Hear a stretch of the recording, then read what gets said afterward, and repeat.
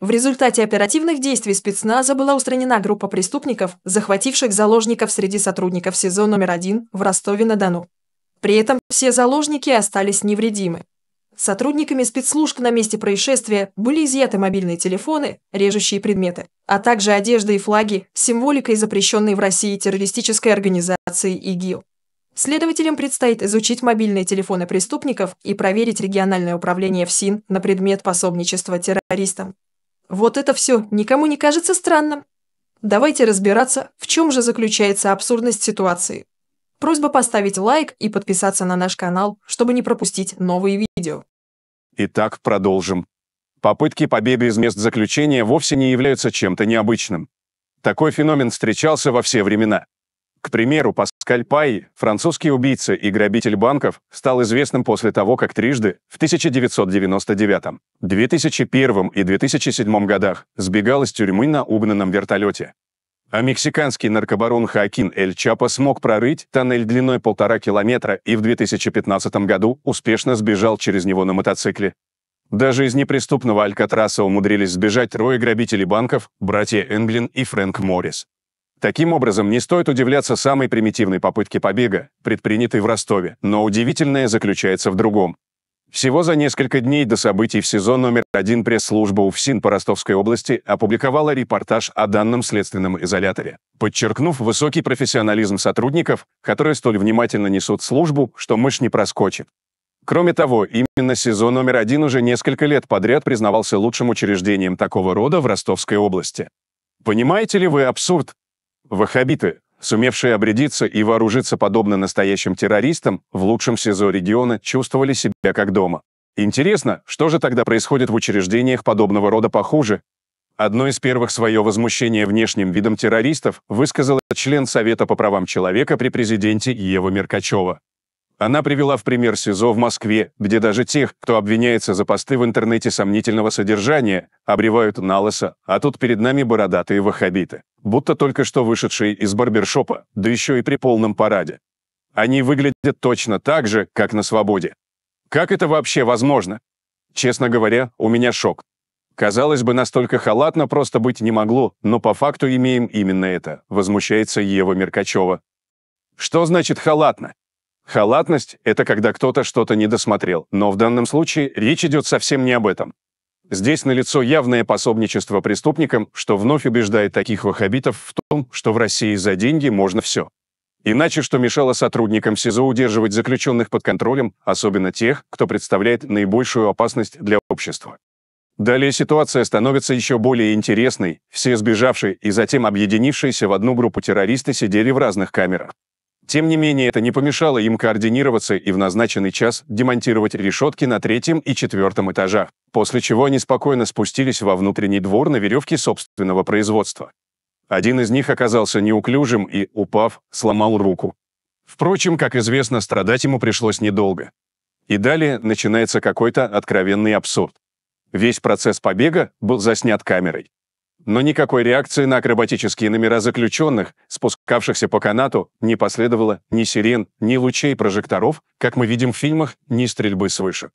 Причина в том, что всю эту сцену заснял на камеру не охранник службы безопасности, а другой заключенный из здания напротив.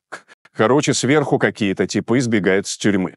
Но они не смогут пройти охрану, это террористы. Похоже, завтра нам всем крышка, понаедет ОМОН, тут завтра все будут, комментирует происходящее за кадром какой-то зэк. Судя по всему, мобильных телефонов в ростовском СИЗО столько же, сколько на полках специализированного магазина. Следователи предполагают, что арестанты поделились своими телефонами с террористами, то есть у них было чем делиться.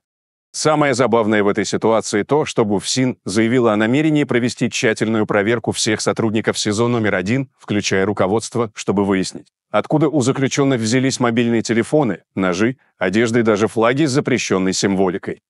Действительно, это настоящая загадка века.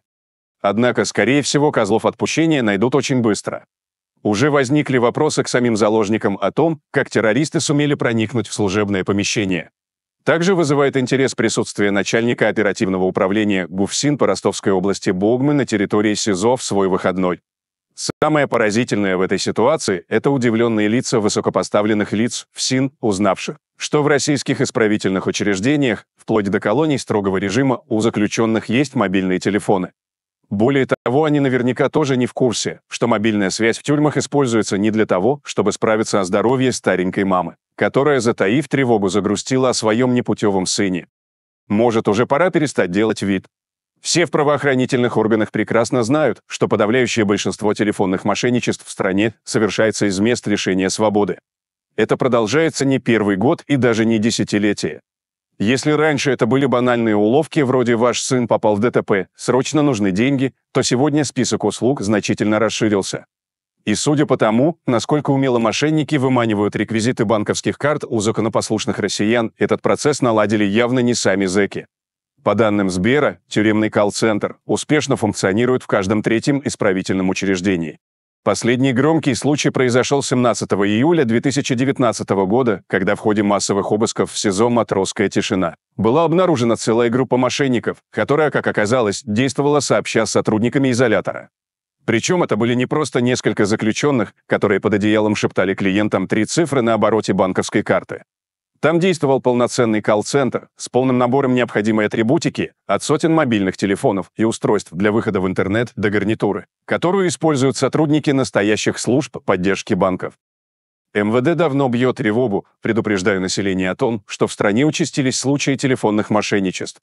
При этом само ФСИН вынуждено признать, что большую часть таких аферистов составляют лица, отбывающие наказание в местах лишения свободы. В парламенте в 2021 году уже был принят закон, обязывающий мобильных операторов отключать связь в местах, не столь отдаленных по запросу ФСИН.